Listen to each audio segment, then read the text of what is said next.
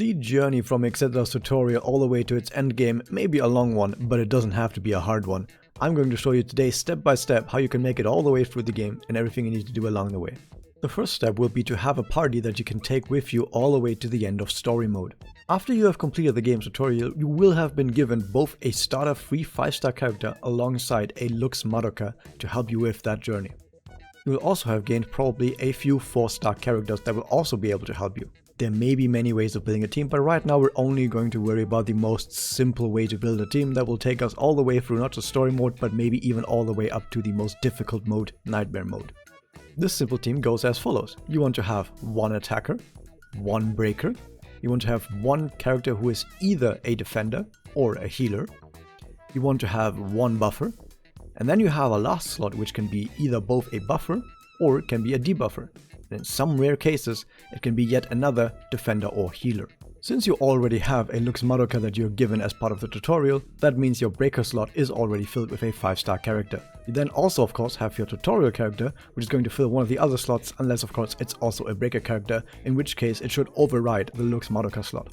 Keep in mind, if you're getting any other 5-stars, that 5-star characters are generally better than 4-star characters of the same role, so you should be using them instead of a 4-star character if you can. Here are some 4-star characters of all of these roles that may be useful to you. As far as attackers go, Masada, Nanaka and Asuka are all really good choices. As far as breakers go, there is Seika, Mito and Ashley. For healers there is Yuma and Reira, although be careful that Yuma will be more important in the late game of Madoka Magica Exedra, while Reira might fall off in the end game.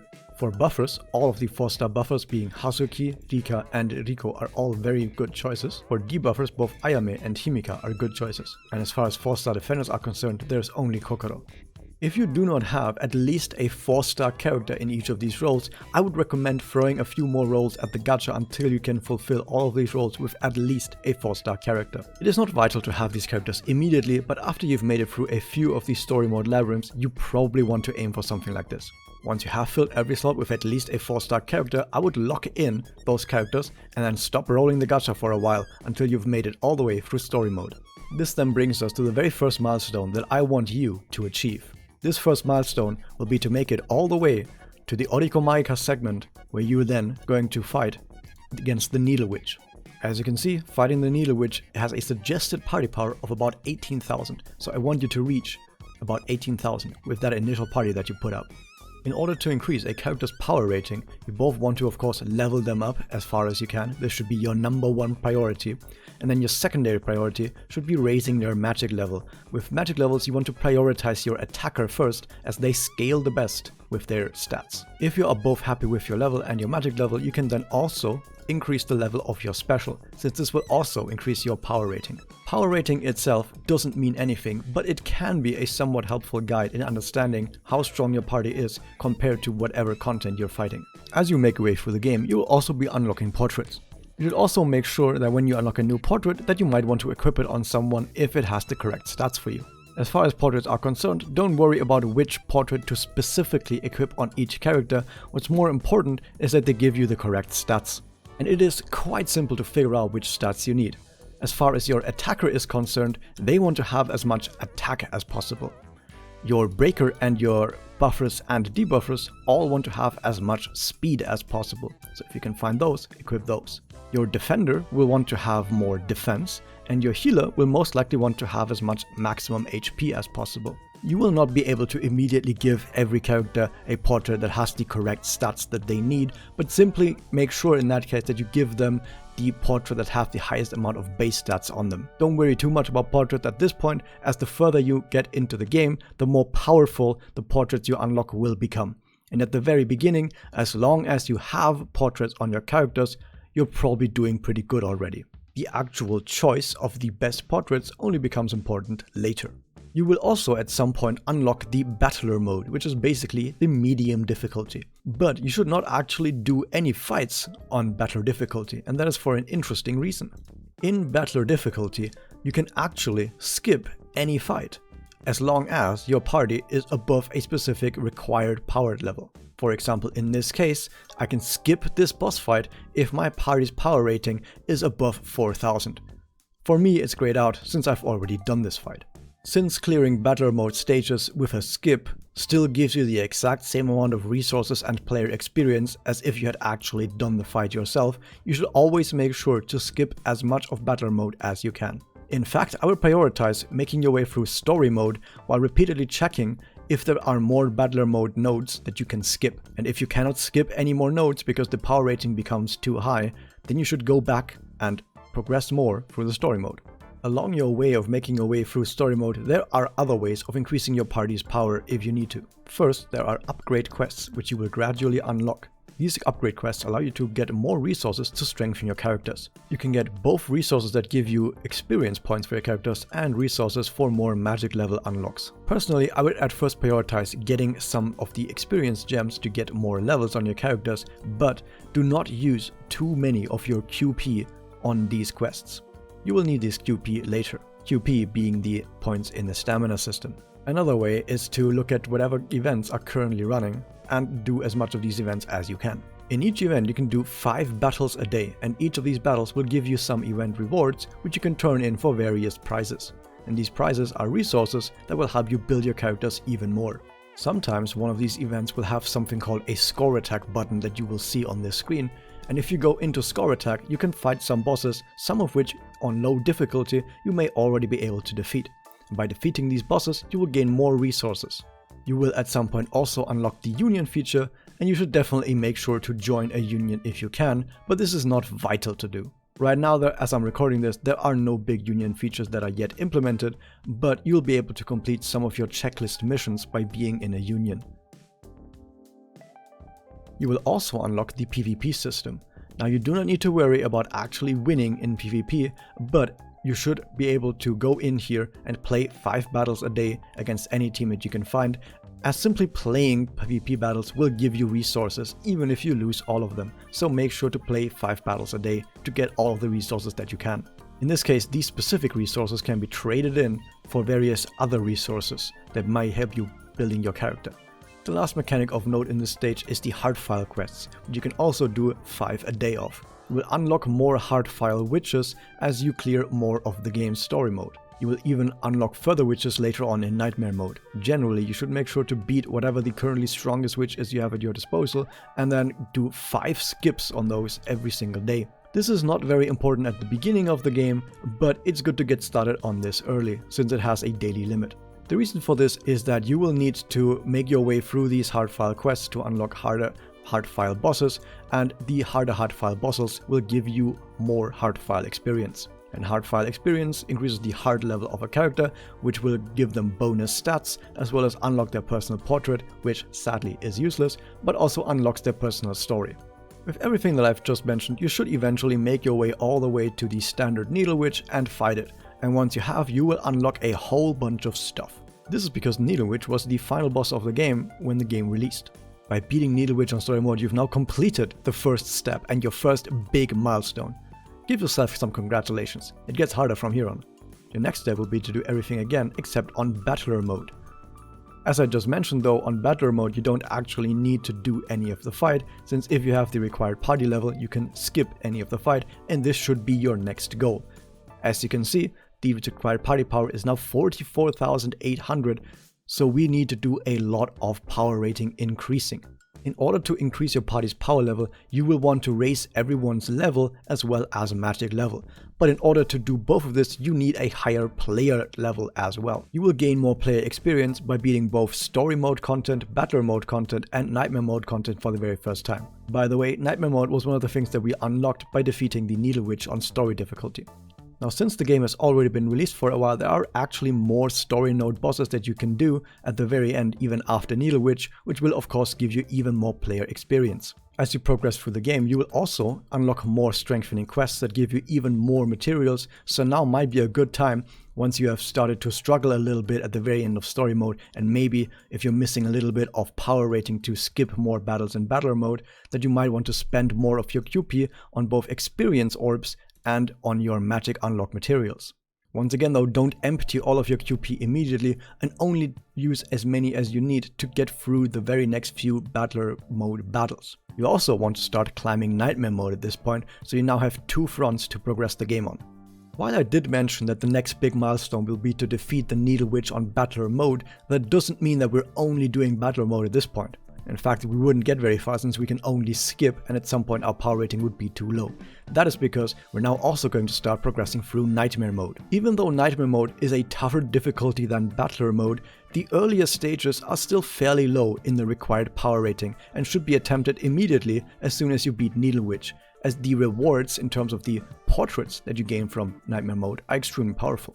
Generally, I would get into a rhythm of progressing my way through Nightmare mode while repeatedly raising my party's power level through both experience and magic levels and special levels, and then whenever I raise my power level by a bunch, I would go back to Battler mode and check how many more nodes I can now skip, which would once again give me more resources and more player experience, which would then in turn allow me to raise my power rating even higher, which would then allow me to go even further in Nightmare mode, and the circle continues. There is one other way of raising a party's power level, and this is through the Crystallis system, which at the time of recording this is 1 day away from being implemented, but it gets implemented the same day as the Steam release, so I'm not able to put it directly into this video, sadly.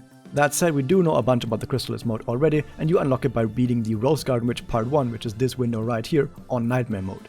Once you have done this, there will be a new strengthening quest that you can do at the very right of this screen, which will allow you to gain Crystallis on your characters. Since farming Crystallis gems requires QP, it may not be the best choice to do this immediately, as your character's level and magic unlock may be more important. That said, it may be beneficial to equip at least one Crystallis gem on each character of your main team, so you should take them into the Crystallis quests and farm them until at least every character has at least one. Once the system has released, I will of course be making a separate video that talks specifically about the Crystallis system, so by the time you're watching this, if it's in the future, I probably will already have this video, so you can watch it on my channel and get a bigger, deeper dive into the Crystallis system. While you continue with the cycle of increasing your power level, doing more Nightmare mode, increasing your power level, doing more Battler mode, increasing your power level, doing more Nightmare mode, etc., you will at some point reach over 30,000 of your party power rating, which should be enough party power to fight the final nodes in any of the story event quests, as the final nodes are somewhere around 30,000 in power rating. The final nodes will of course give you the most amount of event rewards, and if you are farming the events, then the best choice that you can make at the beginning will be to get the portraits that are unique to each event, as equipping these portraits on your characters will give you the ability to gain more drops from the event. And in fact, buying multiple of the same portrait will increase the portrait's power, which will also give you even more drops. So this should always be your first priority on any event. Once you have maxed all the paintings and are using them on your character, you should also, by the way, make sure at the same time that when you farm the events, you're also making use of the bonus characters, as having these bonus characters on your team, alongside the bonus portraits of course, will give you even more of your event drops.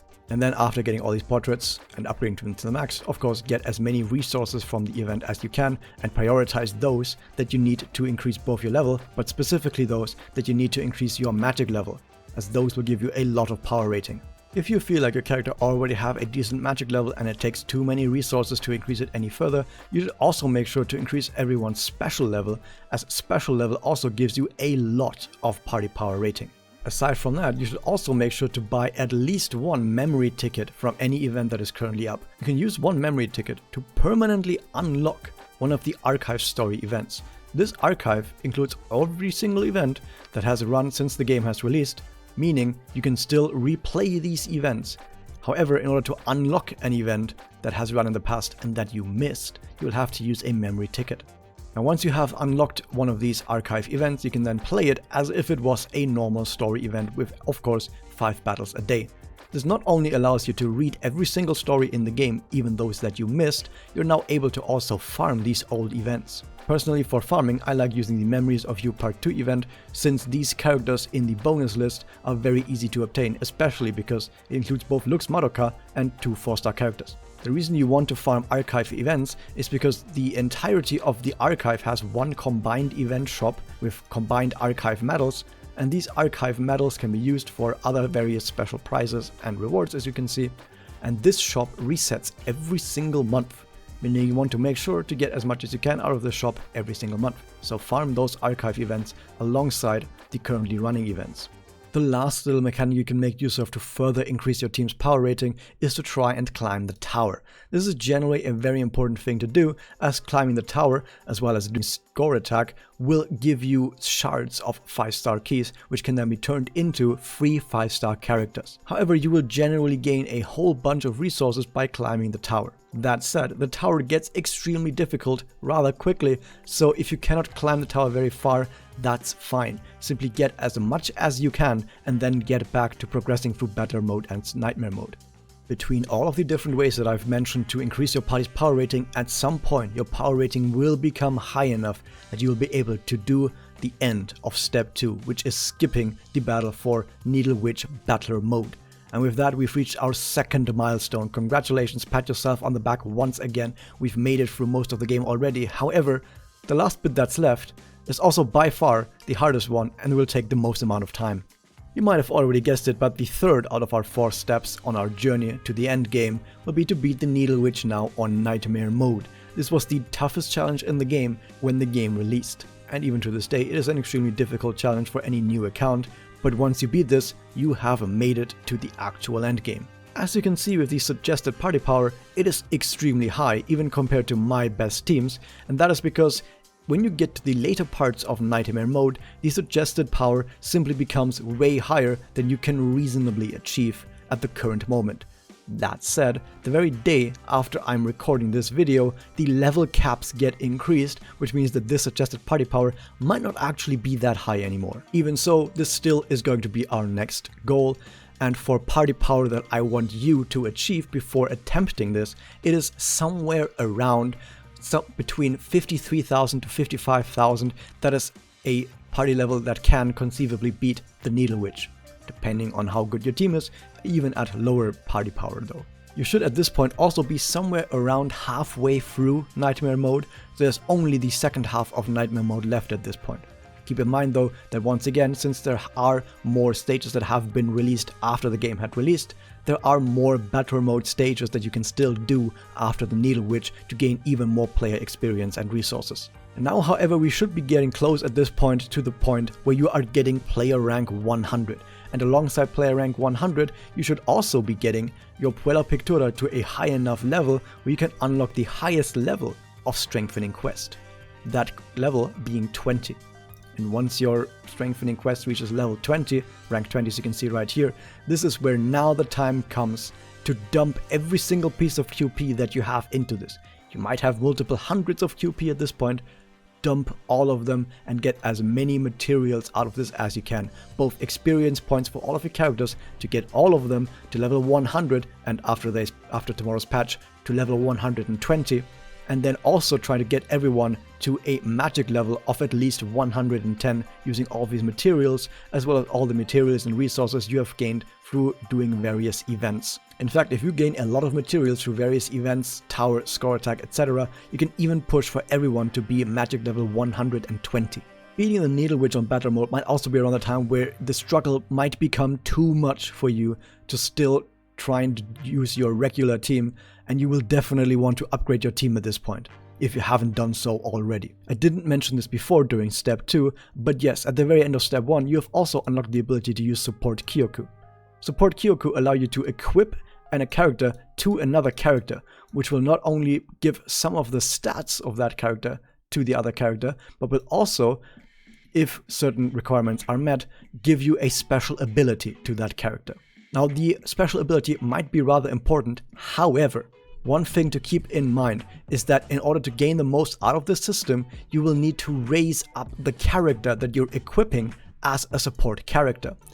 As since some percentage of their stats are being applied, that means they need to have high stats, which means they need to have high level, they need to even have high magic level, and on top of all of that, their support ability also increases in power as their magic level increases. So they also need to have high magic level for high support ability. Now this might take a lot of resources, which is why it might not be worth doing this during Step 2 on your way of going all the way to Needle Witch Battler Mode. But now that we're trying to defeat the Needle Witch on Nightmare Mode, you will definitely want to increase the level, both your actual character level as well as your magic level of your support Kyoku, so that you can get in the most out of this system and get both more stats as well as powerful secondary abilities. For the most part, it doesn't matter too much which specific character you're equipping to another character, as long as you make sure that the support ability is actually activated. Automatically, you should have the support ability sorting activated when you get into this menu, and by doing this, the very top characters are all of the characters that actually get to activate their support ability, which you can see right here with this lit up node. And if I were to scroll down, you'll see this node is no longer lit up for other characters below here, but the top characters all get to apply their support ability to this character. You also probably want to make sure now to actually have mostly, if not all, 5-star characters on your team. Since there are currently a lot of free 10 rolls you're getting each day, as well as a few free 5-star characters you're gaining through, for example, various campaigns that are currently running, you might be able to gain 5-star characters on each slot already. However, even if you can't fill every single slot, there are some 4-star characters who are actually able to keep up with some of the 5-star characters in the game. One of these characters is Yuma, for example, since towards the very end of Nightmare mode, there are various bosses that require you to cleanse ailments, and Yuma is one of the best cleanser of ailments in the game, meaning this is a very good choice for a healer even at the very end of Nightmare mode. And secondly, there's Hazuki, which if you have played Star Rail, this is Bronya as a 4-star, and this is exactly as busted as it sounds. She's able to give action advance to other characters, and if you play her on manual mode and you play her well, she can be extremely powerful and make your other 5-stars even much better. Now, as far as the 5-star characters are concerned, it doesn't matter too much which 5-star characters specifically you are going to use, but there are some characters where, if you did pull them, you should probably use them. One of them is Kirika, for example, as your sustain, meaning your defender or your healer. She is able to do a fantastic job at this.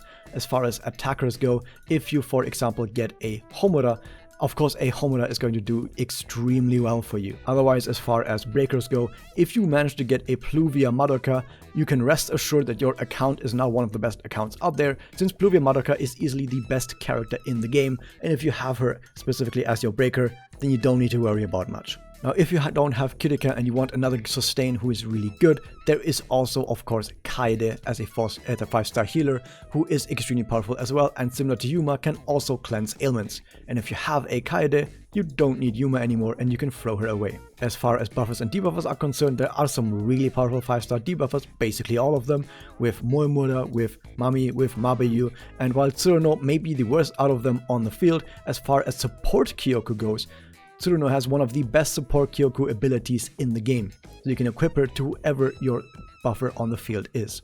And for your debuffer, you can't really do much better than a Ren, who is probably one of the best characters in the game as well, generally, but specifically as a debuffer, although a Tsukasa will also do really well. There is also Felicia, although she is more important for PvP.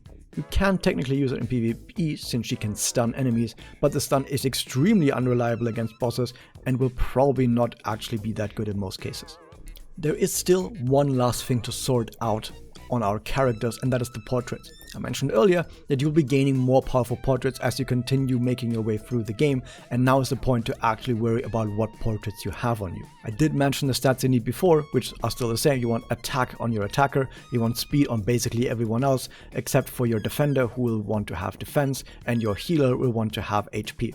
You can in some cases also use MP recovery portraits on your characters if you notice that they very often are only a handful of MP away from their next special, and this will push them over the edge for that. Now, you don't need to worry about which portrait comes from where, as by simply progressing through the game, you will repeatedly pick up more portraits, and you can simply inspect each new portrait that you get, and you will see what sort of special abilities they have on them. And if you get a powerful portrait, or a portrait rather that looks powerful, from Nightmare mode specifically, you can then also spend some resources to increase the level on those. You should not increase the level of any portraits that are not from Nightmare mode, since Nightmare mode's portraits are simply better than all the other portraits in the game, so this is where your resources are best spent. And with this, we have arrived at a team that, for example, for my account, is one of the best teams that I can make. Now once again, I don't have the crystal system unlocked since it gets unlocked the same day as Steam release, and I want to get this video out together with Steam release. But this would probably be a good point to make sure that every single character has at least one EX Crystallis, since every EX Crystallis will give a special ability unique to each character, which will give them a really noticeable bonus boost to their output. So every character should have at least their EX Crystallis, but if you can have more, that's even better.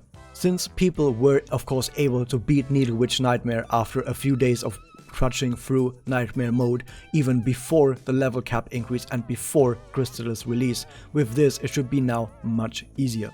Of course, now that we're making our way towards the later parts of Nightmare mode, now we can fully clear every single event, we can get a lot of points from score attack and clear score attack nodes. We can get all of the most powerful file bosses beaten and get all of the hard fight experience. We can climb very far in tower and get a lot from tower. Maybe we can even get some victories in PvP, which will give us more PvP medals to turn in for resources, although this is not required. On top of all of that, we can now dump all of the QP that we have into our upgrade quests and even use QP refills, which you can do 8 times a day, to get even more experience and magic unlock resources and even Crystallis gems to fully kit out all of our characters and keep pushing them higher and higher as we skip through the very last few parts of Battler mode and make our way through Nightmare mode. One thing I want to keep mentioning though is that there are some bosses in Nightmare mode that might require a few different setups. You should not just take this one single team that I've built for you and take that team through all of Nightmare mode. I've made a separate video where I go over every single Nightmare mode boss and quickly describe some strategies that you might overcome this boss with. And you might have to build other characters and swap in other characters, maybe even have both a defender and a healer on your team to make it through some of the harder fights. Even though the team I've built is a very generalist team that should be able to beat almost everything if played correctly and if it has the correct characters, that doesn't mean it's the best team for everything. So do experiment a bit, and if you see for example an enemy having a powerful buff, then you might want to use a character that can remove enemy powerful buffs. Characters like, for example, the 4-star Ayame or the 3-star Hazuki, just to note an example. Now it might take a few days since you might have to wait for more resources from events or tower or other ways, more QP for example, but after a few days you should be making your way all the way through Nightmare mode, and eventually you will be able to take down the Needle Witch on Nightmare mode and complete step 3 with our 3rd milestone. Give yourself some really big pats on the back. During the release version, this was the hardest thing you can possibly do. Of course, there are more stages after this. Whenever new stages release, of course, there's going to be more content. But for now, this is where we are now making our way into the actual end game. As far as the end game is concerned, there is no more big milestone that I want you to achieve from this point. As from now on, I simply want you to take it easy and just clear everything up that there still is to clear and become up to date. In order to do that, of course, clear every single other story, battler and Nightmare mode boss that is still out there, which might be even more difficult than this one if there's more content released, of course. But of course, everything that I've just mentioned, how you increase your party's power, will of course still function. With the level cap increase, you also want to make sure to get all of your characters, your main characters specifically that you're actually using in your teams, to magic level 130. You want to read all the story content that is in the game on all of the different events, including the ones that are in the archive, including all of the character stories that you're unlocking through your hard files. You want to try and complete a tower, which is more difficult than completing all of Nightmare mode. You want to try and maybe get to PvP top 100 if you can. You of course want to clear every single event shop as you can, and always farm the latest hard file bosses that you can unlock. And of course you want to fully kit out all of your 5-star characters with their best Crystallis gems, as many EX crystals as you can and legendary stats, and keep re-rolling their stats now for even better stats. You may have already rolled a whole bunch on the gacha now, but specifically now if you've made it this far, there is no more pressing need to immediately roll for another character, so it's okay and totally fine to simply not roll for a while and simply stock up some of your materials and premium currency for future characters. You might also want to build even more characters that you haven't built before, just in case they become important in the future, because you feel like they might be useful in other teams that you haven't built yet. One other last challenge that there is for you to do though, if you feel like you've gotten everything out of the game so far and you want there to be more, well, it is time for the ultimate challenge, Chaos Mode. Chaos Mode bosses are so extremely difficult, they eat whales for lunch. And even the toughest whales out there are struggling to fully complete the Chaos Mode bosses. This is why I'm not setting this as a milestone, as this is extremely difficult just to take one of these down, and then you also have to do specific missions for them to actually complete them. Now, there are no rewards for this, you only get a little badge that you can put on your profile if you want, so you don't have to worry about actually doing this. But the end game is not going all the way to the end of tower, is going all the way to the end of score attack, beating the highest difficulty score attack bosses, but also beating Chaos Mode bosses. Good luck. Now, these are the specifically targeted tips that I've given you so far on making your way through the game to the very end game, but here are some more general tips that might be very helpful to you. First off, there is an Exedra Discord. Now, it's not the official Discord sanctioned by the developers. There is no such thing for the global community, sadly. There's only one for the Japanese community, but we have one, and it's linked in the description to this video, and we have a channel called Exedra Help. And in the Exedra Help channel, you can simply ask questions that you have, basically anything, if you're, for example, stuck on a boss, or if you feel like you can't continue anywhere anymore, or if there's just simply anything that you want to know that you're not quite sure about, you can ask questions in there. Also, if you are looking at this video the moment it comes out, there is currently an event running that if you complete it once a day for at least 10 days, which is this one right here, you will gain enough of these orange-brown medals right here to buy something that you can see in the very top of the shop, usually when it's still there, the 5-star Kyoko trading medal for Mikasuki Villa. The reason why this is important is because this allows you to select a 5-star character. So you'll have until the end of July to do this once a day for 10 days, and you can get one of these coins and spend it on one of these 5 characters. It doesn't really matter too much which of these it is. You have a breaker, a attacker, a buffer, a debuffer, and a defender. If you still have a 4-star character in any of these slots, this one will be a good choice to use. Other than that, all these choices are pretty decent. My standout picks would probably be Tsuruno, for being one of the best, if not the best, buffer support Kyoko in the game, but all these other choices are also really good. Felicia is really good for PvP. Most people use a Felicia in PvP, but even the other 3 choices are still pretty darn good. Another general tip is to take a look at the Chamber of Light. Now, this will have a red dot next to it basically all the time, because whenever you make any sort of progress throughout the game, you will unlock parts here to look at, be it music or story or anything in the gallery. And basically this red dot means that if, for example, you unlock a new piece in the gallery, then simply by looking at it once, you'll gain 10 gems for everything. Every time you unlock anything, you go in here, you can look around, and you gain 10 gems just for looking at everything once. Yes, this can be a bit annoying sometimes when you unlock a whole bunch of new things to look at. You just go in here and look at some stuff, which is why usually I don't do this until I actually need the gems. But generally, while you make way for the game, if at some point you want to roll and you need a couple more gems, you can head into the Chamber of Light here, look at where there are red dots, and then go in here and look at stuff, and you get 10 gems for looking at each of these things. And by the way, it's generally just nice to be able to look at various assets from throughout the game, look at the characters, even listen to the game's soundtrack, which I can't because I'm on streamer mode, which, by the way, streamer mode exists. If you want to stream this game or make video content about this game, there is a option called streamer mode where you can select to not have any prohibited music actually play in the game. But you can still have music on, it will simply not play the specific music tracks that are copyrighted. This then also brings us to other options. In here you can select the quality of the graphics, you can select the battle speed, which will also be on 2x speed, but most importantly there's this one right here, show action values. What this does is in battle it will show you next to your characters and to the enemy units a number, and this number will show how close the next turn is. And that might be important for figuring out how fast characters are or how much action advance actually helps you. Lower numbers means a turn is about to happen, and higher numbers means a turn is really far away. And this might help you get a feeling for how fast characters are and for action advance as well. Now, something else you will find in the top right menu is something here called Help. And the help section might be one of the most important parts of the entire menu, as this will give you a whole bunch of different sections that explain to you exactly how the game works. And it even has some really important notes in here that the game might not actually otherwise tell you about. Like, for example, if you go to skills and then to target priority, it shows you which character roles are more likely to be targeted by enemies.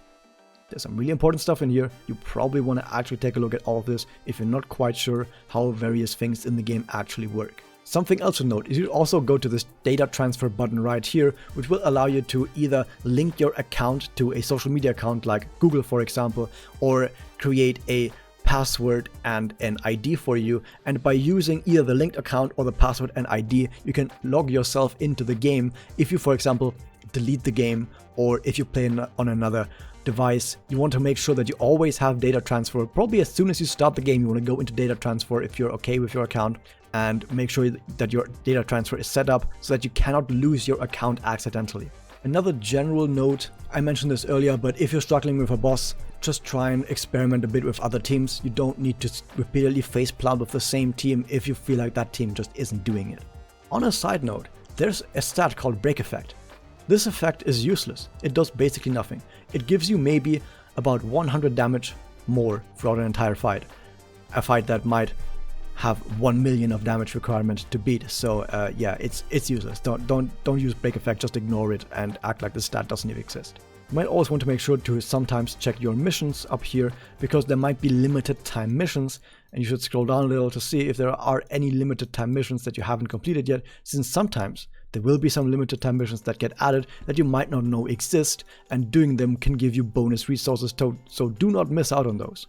One of the most important ways that you have of figuring out how to beat a boss is the boss enemy info. So at the very top right of the screen in the battle, there's this icon that if you click, it will give you a detailed guide on exactly how the enemy works. This works for every single boss, every single enemy, anything in this game. You can simply check what are their passive abilities, what are their skills that they can use on their turn. By doing this, you can immediately figure out what an enemy actually does, and you can then formulate a strategy on how to beat that enemy. And of course, you can check your own characters as well if you want to, and get a better understanding. If, for example, you forgot what they had equipped, you can immediately look it up and you can see what buffs they have on them as well. As far as whaling is concerned, if you do want to pay money for this game, the very first thing that I would tell you is to buy both Exedra passes, which have to be bought from within the game's actual client right here. And by having these, you'll gain an absolute crap ton of more gems each month, and on top of that, if you've subscribed for 2 months in a row, you'll get even more gems as a sort of bonus. On top of that, every single month you'll gain 10 shards of a 5-star key, and with 30 of these, which means 3 months, you can then buy an additional 5-star character, or you just get it for free if you have the Exedra pass for 3 months. Other than that, if you do want to whale, don't actually buy gems in the game, buy gems in the webshop. If you simply Google Exedra webshop, you should find the link for the Exedra webshop, and the webshop is basically where you input your data transfer information, which means you need to actually have set up data transfer, and then once you've logged yourself in with your data transfer, for example your Google account, you can then buy gems online instead through the developer's website itself, and by doing that you actually gain more resources for the same amount of money. And there are also specific bonus offers that are only available in the webshop. So if you're planning on spending money at all, do it in the webshop. The only exception is Exedra Pass, because that one has to be bought within the actual client itself, which is this game right here. So yeah, this was a general overview about how to make it all the way through the end and get to up-to-date endgame with Magia Exedra. I hope you guys enjoyed this. Hit the subscribe button, ring the bell, and I'll see you guys next time.